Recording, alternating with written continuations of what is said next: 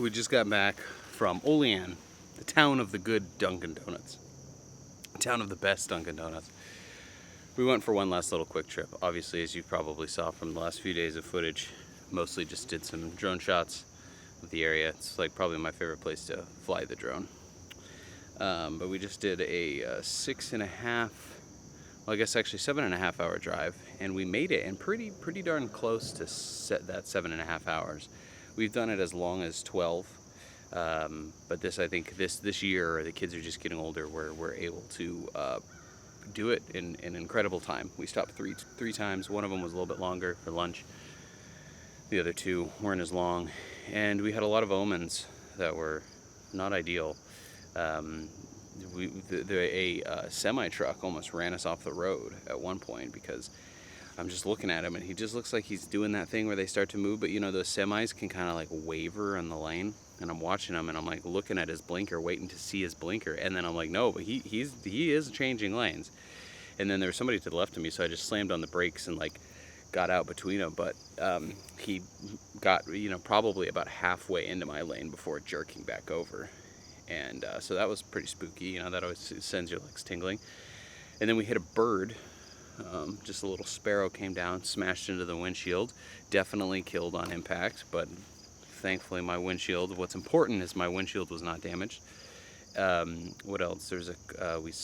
We got caught up in the Green Mountains, because we're coming through Vermont. There was a big tractor trailer that had run off the road really violently, smashed in, and they had some sort of heavy duty like towing company there trying to move it. But that highway is just a 2-lane, or you know, single lane both sides, and there's no alternate road. And we were maybe the 4th or 5th car from the accident, and they had both lanes of traffic blocked for like a good almost 20 minutes. I think it was 17 minutes from the time we stopped to when they finally let us go, and traffic was just backing up for miles on both sides.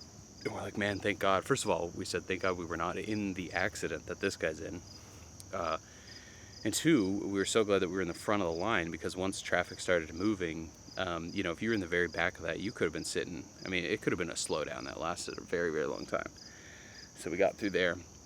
It was smooth sailing until some guy with a bike rack, and there's a bunch of traffic. It's kind of this congested little town with the 2 roads, and he pulls out just right in front of us, and I slam on my brakes, he slams on his brakes. We were so close that I couldn't go around him. I had to let him go through. So that was really scary. Well, yeah, that was like another leg tingling moment. And then when we're coming through, I believe it was just before Dublin. Let me wait for this car to pass. Just before Dublin, we came across a fresh accident. I mean, it just had happened moments ago. There was no police or anything. Everyone was stopped. People were on the phone calling 911. And some dude had smashed his truck into a big truck full of dirt. And he looked okay, but his leg was hanging out of the car, so it looked like he maybe hurt his leg, but they were just sitting there waiting for the ambulance. But yeah, I mean, it was like, I just feel like we're dodging death left and right. It was a nuts drive, but otherwise it was really good.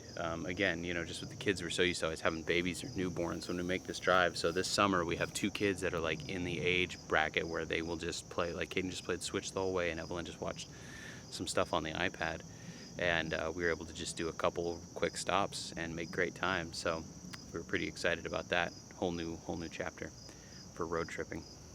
So, but we're gonna go enjoy some Chinese food and finish unpacking.